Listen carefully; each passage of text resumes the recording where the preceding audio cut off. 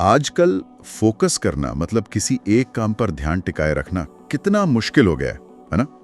ऐसा लगता है जैसे हम सब एक दौड़ में भाग रहे हैं जहां मंजिल का तो पता नहीं, पर हर मोड़ पर ध्यान भटकाने वाली कोई ना कोई चमकदार चीज खड़ी है। कभी सोचा है वो जरूरी काम शुरू तो होता है, पर मिनटों में ही हम खुद को सोशल मीडिया की अंतहीन स्क्रोलिंग में या गैर जरूरी ईमेल चेक करते हुए पाते हैं। देखते देखते घंटों कहाँ गायब हो जाते हैं पता ही नहीं चलता है।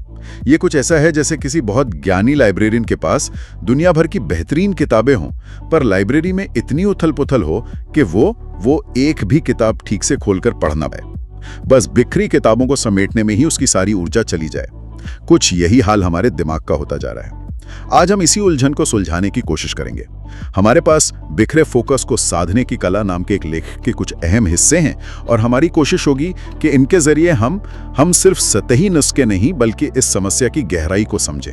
आखिर क्यों हमारा ध्यान इतना भटकता है और इसे वापस अपनी पकड़ में लाने के लिए क्या ठोस व्यावहारिक कदम उठाए जा सकते हैं। चलिए इस पड़ताल को शुरू करते हैं। सबसे पहले ये समझने की कोशिश करते हैं कि आखिर ये ध्यान बंटने की समस्या की जड़ें कहां तक फैली हैं। बिल्कुल, और ये अनुभव अब किसी एक व्यक्ति का नहीं रहा, ये लगभग हम सबकी रोजमर्रा की कहानी बन चुका है।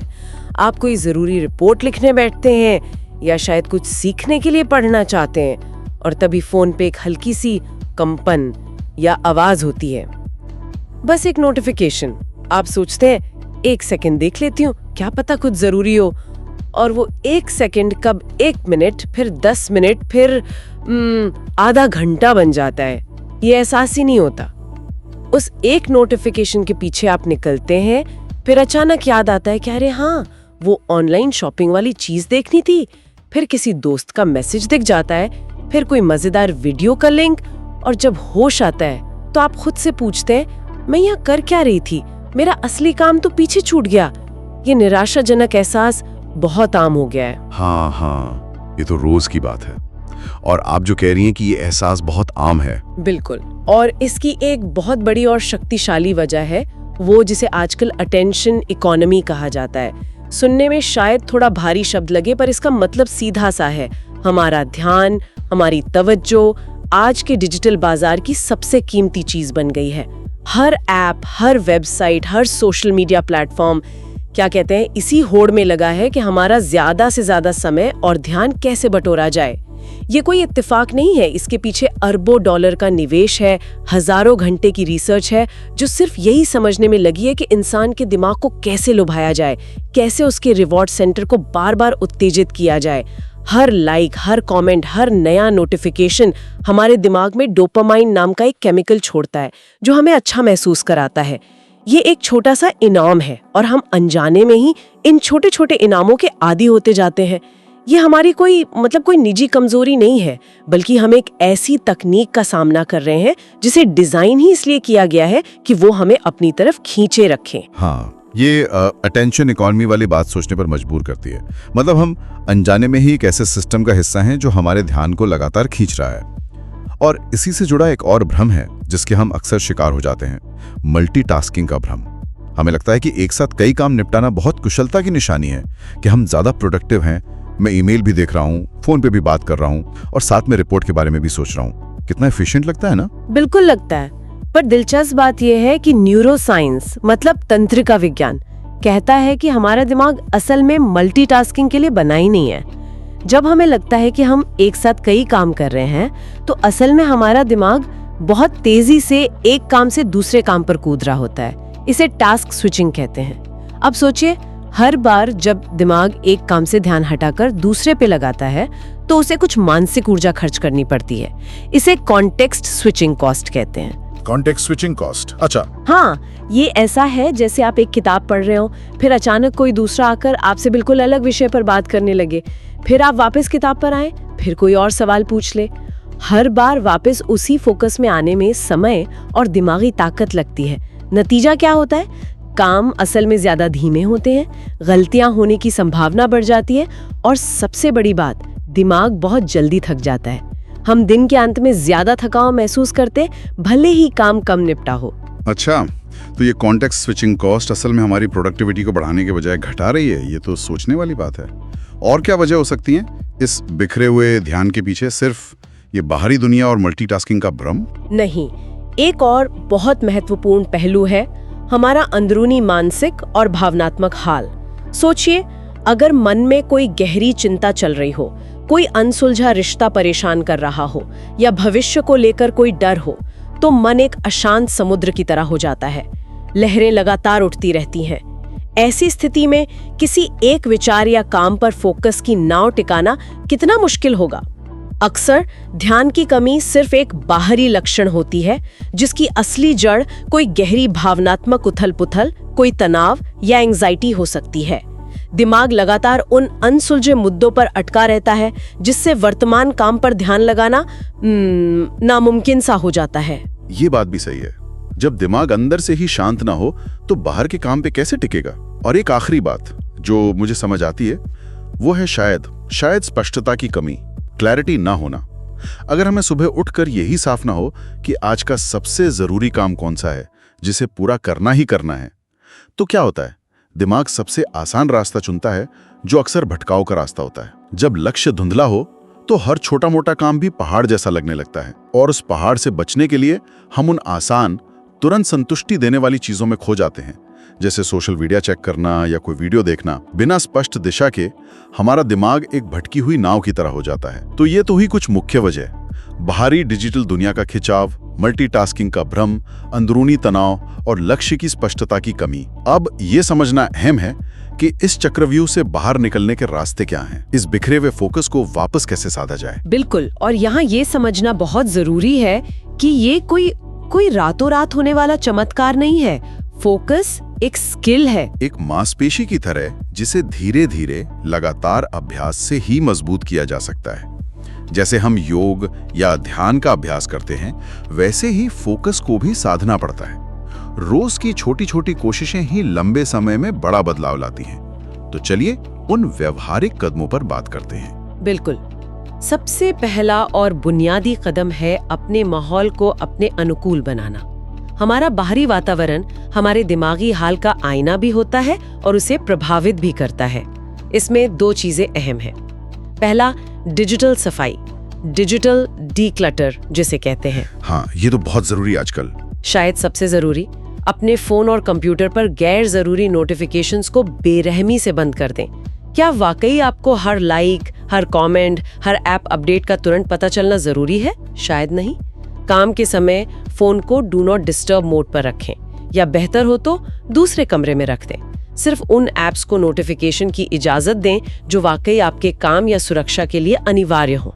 ये डिजिटल शोर कम करना फोकस बढ़ाने की पहली शर्त है। दूसरा है भौतिक सफाई, फिजिकल डिक्लटर। मतलब अपनी डेस्क वगैरह साफ रखना। हाँ, अपने काम करने की जगह, चाहे वो डेस्क हो या कोई कोना, उसे साफ सुथरा और व्यवस्थित रखें। ये सिर्फ देखने में अच्छा नहीं लगता, इसका एक मनोवैज्ञानिक असर होता है।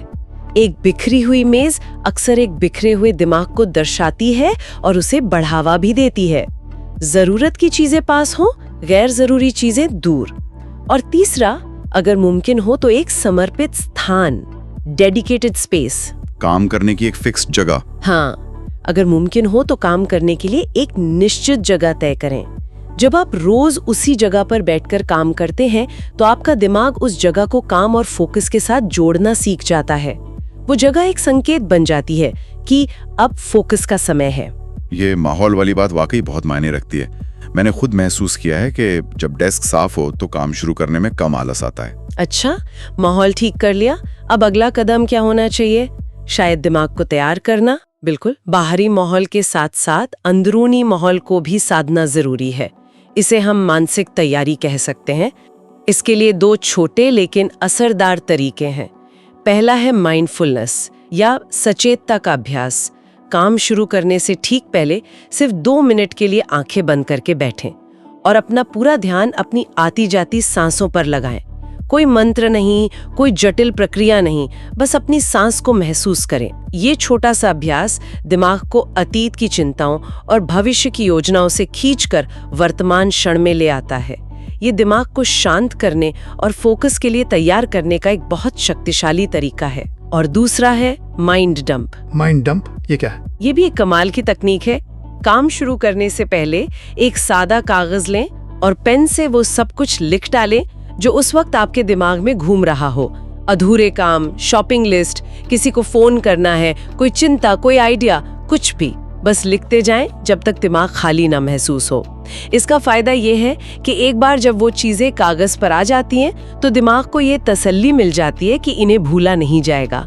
ये विचार फिर बार बार आकर आपको परेशान नहीं करते और आप शांत मन से अपने मुख्य काम पर ध्यान लगा पाते हैं। ये कहीं कुछ भूल तो नहीं रही वाली चिंता से मुक्ति दिलाता है। माइंड डंप, ये सुनने में बड़ा दिलचस्प लग रहा है। मतलब दिमाग का सारा कचरा एक जगह खाली कर दो ताकि काम के लिए जगह बन जाए। ये तो मैं जरूर आजमाऊंगा। माहौल ठीक हो गया, दिमाग भी तैयार हो गया, अब काम पर आते हैं। अक्सर काम इतना बड़ा लगता है कि शुरू करने का ही मन नहीं करता। इसका क्या समाधान है? आपने बिल्कुल सही नस पकड़ी। यहीं पर तीसरा कदम आता है लक्ष्य निर्धारण, लेकिन खास तरीके से। लक्ष्य बड़ा और अस्पष्ट होने के बजाय छोटा, स्पष्ट और हासिल करने लायक होना चाहिए। इसमें पहली चीज है एक चीज की शक्ति, the power of one thing. एक चीज? हाँ, हर सुबह या काम शुरू करने से पहले खुद से एक सवाल पूछें, आज का वो सबसे महत्वपूर्ण काम कौन सा है जिसे अगर मैंने पूरा कर लिया तो मुझे लगेगा कि मेरा दिन सफल रहा। हो सकता है कई जरूरी काम हो, पर उनमें से वो एक कौन सा है जो सबसे ज्यादा मायने रखता है। अपनी ऊर्जा सबसे पहले उसी एक काम पर लगाएं। और दूसरी बात, काम को छोटे हिस्सों में तोड़ें, ब्रेक डाउन टास्क्स। पूरा प्रोजेक्ट खत्म करना है या पूरी किताब पढ़नी है जैसा लक्ष्य अक्सर डरावना और भारी लग सकता है, जिससे हम उसे टालने लगते हैं। इसका तरीका है कि उस बड़े काम को बहुत छोटे मैनेजेबल हिस्सों में बांट लें। जैसे प्रोजेक्ट खत्म करना है के बजाय लक्ष्य बनाएं। 1. प्रोजेक्ट की आउटलाइन बनानी है 30 मिनट्स। 2. इंट्रोडक्शन का पहला ड्राफ्ट लिखना है 45 मिनट्स, वगैरह वगैरह। जब कदम छोटा होता है तो उसे उठाना आसान लगता है और हर छोटा कदम पूरा होने पर संतुष्टि मिलती है जो आगे बढ़ने के लिए प्रेरित करती है। हाँ, ये छोटे हिस्सों में तोड़ने वाली बात तो बहुत काम की है। इससे वो बड़ा पहाड़ जैसा काम छोटी छोटी सीढ़ियों जैसा लगने लगता है। अच्छा, लक्ष्य भी तय हो गए। अब काम करते समय फोकस बनाए रखने के लिए क्या कोई खास तकनीकें हैं जिनका इस्तेमाल किया जा सकता है? आजकल बहुत सी प्रोडक्टिविटी टेक्निक्स की बात होती है। हाँ बिल्कुल, कुछ तकनीकें समय के साथ परखी हुई हैं और वाकई काम करती हैं। चौथा कदम है कुछ ऐसी तकनीकों का इस्तेमाल करना। पहली है पोमोडोरो टेक्निक। Pomodoro technique? हाँ, ये तो सुना है। 25 मिनट काम, 5 मिनट ब्रेक। बिल्कुल, ये शायद सबसे मशहूर और सरल तकनीकों में से एक है। सिद्धांत वही है, छोटे अंतराल के लिए गहन फोकस, फिर छोटा ब्रेक। आमतौर पर आप 25 मिनट के लिए टाइमर लगाकर बिना किसी भटकाव के सिर्फ अपने काम पर ध्यान लगाते हैं। 25 मिनट पूरे होते हैं, टाइमर बजता है और आप 5 मिनट का छोटा सा ब्रेक लेते हैं। उठकर चलें, पानी पिएं, पर हाँ, फोन स्क्रीन से दूर रहें तो बेहतर। ऐसे 4 पोमोडोरो सेशन के बाद आप एक लंबा ब्रेक 15-30 मिनट लेते हैं। ये 25 मिनट का टाइमर एक तरह का वादा बन जाता है कि इस दौरान आप भटकेंगे नहीं, और 5 मिनट का ब्रेक दिमाग को तरोताजा कर देता है। ये हर तरह के काम के लिए शायद फिट ना हो, पर जहां लगातार फोकस चाहिए वहां ये कमाल कर सकती है। दूसरी तकनीक है टाइम ब्लॉकिंग। टाइम ब्लॉकिंग, ये कैसे काम करती है? ये एक और असरदार तरीका है। इसमें आप अपने दिन को घंटों या आधे घंटों के ब्लॉक में बांटते हैं और हर ब्लॉक को एक खास काम के लिए समर्पित कर देते हैं। जैसे आप अपने कैलेंडर में ब्लॉक करते हैं सुबह 10 से 11:30 रिपोर्ट राइटिंग, कोई ईमेल नहीं, कोई मीटिंग नहीं। 11:30 से 12 ईमेल चेक करना, 1 से 2 टीम मीटिंग। जब आप अपने समय को इस तरह ब्लॉक करते हैं तो आप अपने दिन को लेकर ज्यादा इरादे से भरे होते हैं, पर्पसफुल होते हैं, और क्या करूं वाली उलझन कम हो जाती है। आप समय को नियंत्रित कर रहे होते हैं, न कि समय आपको। पोमोडोरो और टाइम ब्लॉकिंग, ये दोनों ही सुनने में काफी व्यावहारिक लग रही हैं। खासकर टाइम ब्लॉकिंग से दिन को एक ढांचा मिल जाता होगा। लेकिन इन सब तकनीकों और माहौल के अलावा क्या हमारी शारीरिक सेहत का भी फोकस पर कोई असर पड़ता है? अक्सर हम काम के चक्कर में खाना पीना, सोना सब भूल जाते हैं। ये 5वां और बेहद जरूरी कदम है जिसे अक्सर अनदेखा कर दिया जाता है। हमारे शरीर और दिमाग का गहरा रिश्ता है। एक थका हुआ, अस्वस्थ शरीर कभी भी तेज और केंद्रित दिमाग का साथ नहीं दे सकता। स्वस्थ शरीर में ही स्वस्थ मन रहता है। ये कहावत फोकस के मामले में 100% सच है। पहली चीज नींद, स्लीप। नींद तो बहुत जरूरी है। 7 से 8 घंटे की गहरी अच्छी नींद फोकस के लिए किसी सुपर पावर से कम नहीं। जब हम सोते हैं तभी हमारा दिमाग दिन भर की जानकारी को प्रोसेस करता है, गैर जरूरी चीजों को हटाता है, जिसे ब्रेन वॉशिंग भी कहते हैं, और यादों को मजबूत करता है। नींद की कमी सीधे सीधे हमारी ध्यान केंद्रित करने की क्षमता, निर्णय लेने की क्षमता और याददाश्त को प्रभावित करती है। दूसरी चीज पानी और पोषण, हाइड्रेशन एंड न्यूट्रिशन। पानी पीना और सही खाना। बिल्कुल, हमारा दिमाग लगभग 75% पानी से बना है। शरीर में पानी की हल्की सी कमी भी मतलब डिहाइड्रेशन, थकान, सिर दर्द और फोकस में भारी कमी ला सकती है। इसलिए दिन भर पर्याप्त पानी पीते रहना बहुत जरूरी है। साथ ही भारी जंक फूड के बजाय हल्का, संतुलित और पौष्टिक भोजन करें। फल, सब्जियां, नट्स दिमाग को सही ईंधन देते हैं। और तीसरा, व्यायाम, एक्सरसाइज, कसरत करना। हाँ, रोजाना थोड़ी देर की शारीरिक गतिविधि, चाहे वो तेज चलना हो, जॉगिंग हो, योग हो या कोई खेल, दिमाग के लिए चमत्कार कर सकती है। व्यायाम से दिमाग में खून और ऑक्सीजन का प्रवाह बढ़ता है, जिससे मानसिक स्पष्टता मतलब मेंटल क्लैरिटी बढ़ती है और मूड भी बेहतर होता है। ये तनाव कम करने का भी एक बेहतरीन तरीका है। सही कहा। नींद, पानी, खाना, कसरत, ये सब बुनियादी चीजें हैं, पर फोकस के लिए कितनी जरूरी हैं ये हम भूल जाते हैं। हाँ। अच्छा, ये सारे कदम तो हो गए माहौल, मानसिक तैयारी, लक्ष्य, तकनीकें और शारीरिक स्वास्थ्य। हाँ। क्या कोई और पहलू भी है, कुछ और जो हम कर सकते हैं? हाँ, एक छठा और शायद सबसे महत्वपूर्ण कदम है जो इन सबको एक साथ लाता है और लंबे समय तक असर दिखाता है।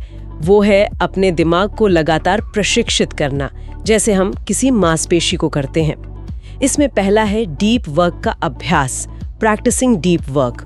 डीप वर्क मतलब गहराई से काम करना। हाँ, डीप वर्क का मतलब है बिना किसी भटकाव के पूरी एकाग्रता के साथ ऐसे काम करना जो आपकी दिमागी क्षमताओं का भरपूर इस्तेमाल करे। ये वो काम है जो असल में मायने रखते हैं, जिनसे आप कुछ नया सीखते हैं या बनाते हैं। शुरू में शायद आप 25 मिनट भी बिना भटके फोकस ना कर पाएं, और ये ठीक है। धीरे धीरे इस समय को बढ़ाने की कोशिश करें। 25 मिनट से 30, फिर 40, फिर 60 मिनट तक ले जाएं। इसे अपने फोकस मसल की कसरत समझें। जैसे जिम में धीरे धीरे वजन बढ़ाते हैं, वैसे ही फोकस की अवधि बढ़ाएं। और दूसरी चीज इसमें है बोर होना सीखें। Learn to be bored. Bore होना सीखें, ये तो बड़ा अजीब सा लग रहा है। हाँ, सुनने में अजीब लग सकता है, पर आज की दुनिया में ये एक जरूरी स्किल बन गया है। हम लगातार उत्तेजना, स्टिमुलेशन के आदी हो गए हैं। जरा सा खाली समय मिलता है, हम फोन उठा लेते हैं।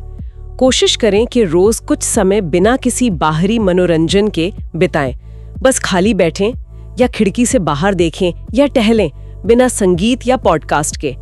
शुरू में बहुत बेचैनी होगी, मन भागेगा, लेकिन धीरे धीरे आप पाएंगी कि यही वो खालीपन है, यही वो बोरियत है, जहां दिमाग को शांत होने, विचारों को प्रोसेस करने और असल में रचनात्मक और गहरे विचार सोचने का मौका मिलता है। हमने बोरियत को दुश्मन मान लिया है, जबकि वो शायद हमारी छिपी हुई दोस्त हो सकती है। बोर होना सीखें, ये तो वाकई आज के समय में एक चुनौती है, पर इसकी अहमियत समझ आ रही है। तो ये 6 कदम हो गए फोकस को वापस पाने के लिए। लेकिन जैसा आपने कहा, ये सफर हमेशा आसान नहीं होता होगा। रास्ते में रुकावटें तो आती होंगी, जैसे कि मान लीजिए मैंने शुरू तो कर दिया, पर बीच में फिर ध्यान भटक गया, या फिर काम ही इतना उबाऊ लग रहा है कि मन ही नहीं कर रहा। इन रुकावटों से कैसे निपटें? बिल्कुल सही सवाल। ये सफर सीधा नहीं है, इसमें उतार चढ़ाव आते हैं, और इन रुकावटों को पहचानना और उनके लिए तैयार रहना जरूरी है। पहली रुकावट जो आपने बताई, शुरू तो कर देती हूँ पर बीच में ध्यान भटक जाता है, ये बहुत आम है। इसका एक सरल उपाय है डिस्ट्रैक्शन नोटबुक। Distraction notebook? हाँ, जब आप काम कर रहे हो और अचानक कोई गैर संबंधित विचार आए, जैसे अरे मुझे वो चीज ऑनलाइन ऑर्डर करनी थी या उसे मैसेज करके पूछना था, तो उस विचार पर तुरंत अमल करने के बजाय उसे पास रखिए एक नोटबुक में फटाफट लिख लें। खुद से एक वादा करें कि आप इस पर ब्रेक के दौरान या काम खत्म होने के बाद ध्यान देंगे।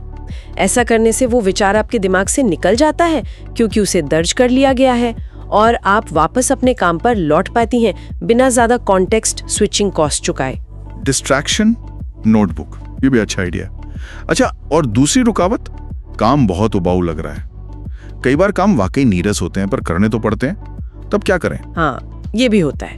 यहाँ थोड़ी रचनात्मकता दिखानी पड़ती है। एक तरीका है काम को एक खेल या चुनौती की तरह बना लेना। अपने लिए छोटे छोटे इनाम तय करें। जैसे अगर मैंने अगले 30 मिनट में ये सेक्शन पूरा कर लिया तो मैं 5 मिनट अपनी पसंदीदा कॉफी या चाय पीऊंगी। या फिर आप उस उबाऊ काम के सबसे दिलचस्प हिस्से को पहले करने की कोशिश कर सकती हैं, ताकि शुरुआत अच्छी हो। कभी कभी माहौल बदलना भी मदद करता है। थोड़ी देर के लिए खड़े होकर काम करना या फिर बिना बोल वाला हल्का संगीत जैसे लो-फाई, हिप हॉप या क्लासिकल सुनना भी एकाग्रता बढ़ाने में सहायक हो सकता है, क्योंकि ये बाहरी शोर को रोकता है पर खुद ध्यान नहीं खींचता। ये भी ट्राई किया जा सकता है। और वो जो एक और एहसास होता है, कौन सा? कि पूरा दिन निकल गया पर ऐसा लग रहा है कि कुछ भी ढंग का काम नहीं हुआ। ये बहुत फ्रस्ट्रेटिंग होता है। हाँ, बिल्कुल। ये एहसास बहुत हतोत्साहित करने वाला हो सकता है। इसका सबसे अच्छा तरीका है दिन के अंत में सोने से पहले सिर्फ 5 मिनट का रिव्यू करना। एक डायरी में लिखें, आज क्या अच्छा हुआ, कहाँ फोकस बना रहा, कहाँ ध्यान भटका और क्यों। अगले दिन क्या अलग कर सकती हूँ। यहाँ मकसद खुद को कोसना या दोष देना नहीं है, बल्कि एक छात्र की तरह अपने पैटर्न को समझना है। ये छोटा सा विश्लेषण आपको अपनी कमजोरियों और ताकतों को पहचानने में मदद करता है। और सबसे जरूरी, कल के लिए एक छोटा सा, स्पष्ट और हासिल किया जा सकने वाला अचीवेबल लक्ष्य तय करें। इससे अगले दिन की शुरुआत एक दिशा और इरादे के साथ होती है, ना कि पिछली रात की निराशा के साथ। ये दिन का रिव्यू वाला सुझाव बहुत अच्छा है। खुद की प्रगति पर नजर रखना और गलतियां से सीखना। तो कुल मिलाकर अगर मैं सार निकालूं तो फोकस कोई ऐसी जादुई चीज नहीं है जिसे एक बटन दबाकर हासिल कर लिया जाए। ये एक सतत प्रक्रिया है, एक कौशल है जिसे धैर्य और निरंतर अभ्यास से ही विकसित किया जा सकता है। ये एक मांसपेशी की तरह है, जितना अभ्यास करेंगे उतनी मजबूत होगी। कुछ दिन ऐसे होंगे जब ध्यान लगाना बहुत आसान लगेगा, आप प्रवाह में होंगे, फ्लो स्टेट में। और कुछ दिन मुश्किल भरे होंगे जब हर छोटी चीज आपका ध्यान खींचेगी। और ये दोनों ही बातें बिल्कुल सामान्य हैं। महत्वपूर्ण ये है कि हम कोशिश करना ना छोड़ें और इन तकनीकों को अपनी जरूरत के हिसाब से ढालते रहें। आपने एकदम सही कहा।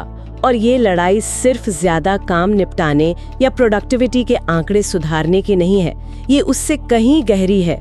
ये इस डिजिटल शोर, भागदौड़ और लगातार उत्तेजना के बीच अपनी खोई हुई मानसिक शांति, स्पष्टता, सोचने की गहराई और अंततः अपने जीवन पर नियंत्रण वापस पाने की एक यात्रा है। जब हम अपना ध्यान केंद्रित करना सीखते हैं तो हम सिर्फ बेहतर काम ही नहीं करते, हम अपने अनुभवों को ज्यादा गहराई से जीना सीखते हैं, अपने रिश्तों को ज्यादा ध्यान दे पाते हैं और अपने जीवन के प्रति ज्यादा सचेत हो पाते हैं। बिल्कुल, ये सिर्फ काम नहीं, जीने का तरीका बदलने जैसा है। एग्जैक्टली। और अंत में आज की इस बातचीत से एक विचार छोड़कर जाना चाहूंगी जिस पर आप सोच सकते हैं।